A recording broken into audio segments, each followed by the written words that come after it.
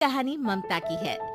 बचपन से ही घर में ये एहसास दिलाकर पाला गया कि औरतों को बोलने का हक नहीं है। अरे ममता, जरा जल्दी जल्दी हाथ चलाओ। रोज ऑफिस में देर पहुंचता हूँ तुम्हारे कारण। लेकिन आपका सारा खाना पैक और तैयार भी है। अरे जबान जितनी चलाती हो उतना अगर हाथ चलाती ना तो शायद घर को अच्छे से मैनेज कर पाती। क्या मतलब है? क्या नहीं मिला आपको? मुझे मुझे कौन देगा?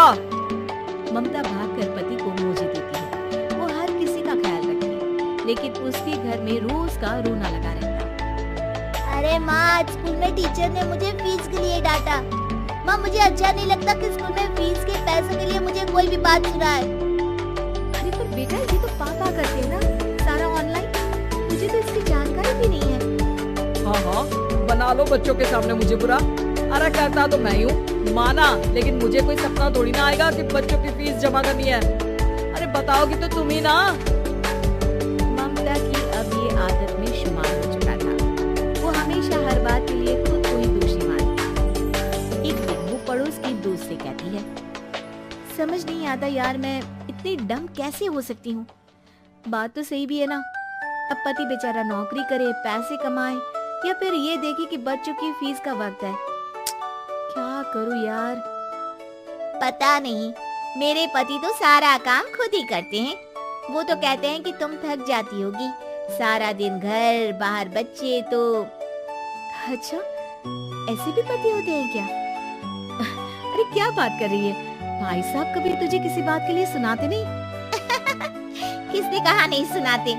अरे ये पति चीज ही ऐसी होती है कि बिना पत्नी को सुनाए उन्हें चैन की नींद कहाँ आती है। तो तू भी परेशान रहती होगी कि कैसे, क्या, कब भूल गई। अरे वो तो मुझे बस इस बात के लिए ताना देते हैं कि मैं वक्त पर खाना क्यों नहीं खाती, या पार्लर जाकर अपनी साज सज्जा क्यों नहीं करवाती। पड़ोसन बोल ही रही होती है कि ममता के बेटे की आवाज आती है। अरे माँ, क्या हो गया? लग नहीं रहा कि आज आप मुझे पानी भी देगी। अरे कब से खाने के लिए वेट कर रहा हूँ। अरे यार, मैं चलती हूँ। बेटा खाने के लिए वेट कर रहा है, मैंने उसे खाना भी नहीं दिया। अरे 12वीं में पहुँच चुका है तुम्हारा बेटा, उसे बोलो खुद पानी लिया करे। मैंने तो अपने बच्चों को काम करना सिखाया है। अरे यार, खुद की भी तो कोई लाइफ है। माना जब नहीं कर सकते थे तो किया, लेकिन अब इतने बड़े बच्चों की हर बात मानेंगे तो मुश्किल तो अपने को ही होगी। ममता को पड़ोसन की बात में दम तो लगता है, लेकिन करे क्या, आदत भी तो खुद ही ने डाली थी। ममता घर जाती है कि तभी बेटी आ जाती है। माँ, परसों मुझे एक शादी में जाना है। तेरी वो जो लाल वाली साड़ी है ना, उसे दे देना। मैं आज जाकर टेलर को दे दूंगी, वो उस साड़ी से सूट बना देगा। अरे नहीं नहीं तारा, वो मेरी माँ ने मुझे दी थी और उस साड़ी से मेरी काफी भावनाएं जुड़ी हैं। तुमको ना मैं दूसरी साड़ी दे दूंगी। ओके, कोई बात नहीं, लेकिन आज दे ही देना पक्का। तारा माँ की साड़ी से सूट बनवाकर पार्टी में जाती है, लेकिन जब वो पार्टी से लौटती है, क्या है, मैं तो समझ ही नहीं पा रही हूँ। अरे जब वो साड़ी मांगी थी तो ये छल्ली सी साड़ी क्यों दे दी? मैं ही पागल थी जो इस साड़ी का सूट बनवा लिया मैंने। माँ, जानती भी हो कि कॉलेज में मेरी कितनी हंसी उड़ी। तभी वहाँ ममता का पति सुनील आ जाता है। अरे गवार औरत, जब बेटी साड़ी मांग रही थी तो दे देती ना। अरे पापा, इनके तो इमोशंस जुड़े थे उस साड़ी से। ममता इतने सब के बाद भी कुछ नहीं बोलती। मेरी बेटी की बेइज्जती हो गई, मैं बिल्कुल बर्दाश्त नहीं कर सकता ये। मैं नहीं चाहता कि मेरी बेटी से कोई भी ज्यादा सुंदर लगे पूरे कॉलेज में। जी, वो पढ़ने में तारा बिल्कुल अच्छी नहीं है, उसकी पढ़ाई पर आप ध्यान दीजिए ना। अच्छा, अब तुम मुझे बताओगी कि मुझे किस पर ध्यान देना और किस पर नहीं? रमेश जैसा ही ये वाक्य पूरा करता है, ममता की बेटी और पति उस पर जोर जोर से हंसते हैं। अरे ठीक है ना, पता ही नहीं चला कि कैसे वक्त इतना बीत गया। अरे कैसे पता चलेगा माँ, हम लोगों के पीछे जो तू बैताल की तरह चिपकी रहती थी, तुझे कैसे वक्त का पता चलता? ममता को पहले सास ससुर, फिर पति और बच्चों की तरफ से इस तरीके की बातें सुनकर उसका मन बहुत दुखी रहता था। एक दिन, सुनो ना, बहुत दिनों से कमर के नीचे बहुत दर्द रहता है। कल मैंने देखा तो एक फोड़ा था।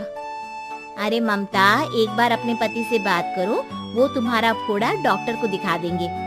अरे नहीं नहीं, वो तो गुस्सा हो जाएंगे। अरे क्यों गुस्सा हो जाएंगे? तुमको दर्द है? हाँ, लेकिन वो यही बोलेंगे कि ऑफिस जाऊं या फिर तुम्हें लेकर डॉक्टर के पास। तो बेटे से ही बात कर ले। अरे वो तो मैं कर लूं, लेकिन फोड़ा है ऐसी जगह कि उसे बताते मुझे शर्म आएगी। लेकिन कुछ ना कुछ तो करना जरूरी है ना। ऐसे कब तक फोड़े के दर्द से तड़पती रहेगी? अब तो सोच रही हूँ कि इनसे बात कर ही लूं, वरना दर्द के मारे कहीं मर न जाऊं। लेकिन शाम को। ममता, क्या किया तुमने आज? खाने के डिब्बे में कैसा खाना दिया था? दाल खराब हो गई थी। कब की थी? दाल तो मैंने सुबह ही बनाई थी, खराब कैसे हो गई? अच्छा सुनिए ना, मुझे कहना है कि अरे गरम दाल बंद करोगी तो ऐसा ही होगा ना। बेइज्जती हो गई सबके सामने मेरी। ऑफिस वालों ने ऐसा मजाक उड़ाया कि क्या बोलूं। कल से ठीक से खाना देना है तो देना, वरना खाना देना बंद कर देना। बाहर खा लूंगा मैं। ममता, जो पति से अपनी परेशानी बताने वाली थी, वो अब ये सोचने लगती है कि कल से पति को खाने में क्या दे। अगले दिन ममता थकी थकी सी हालत में। आप लोगों के लिए नाश्ता बना दिया है, खाना बनाने की हिम्मत नहीं है आज तो। रात भर सोकर थक गई है ना, इसीलिए तो खाना नहीं बना सकती। हिम्मत नहीं हो रही है, मैं बस सोने जा रही हूँ।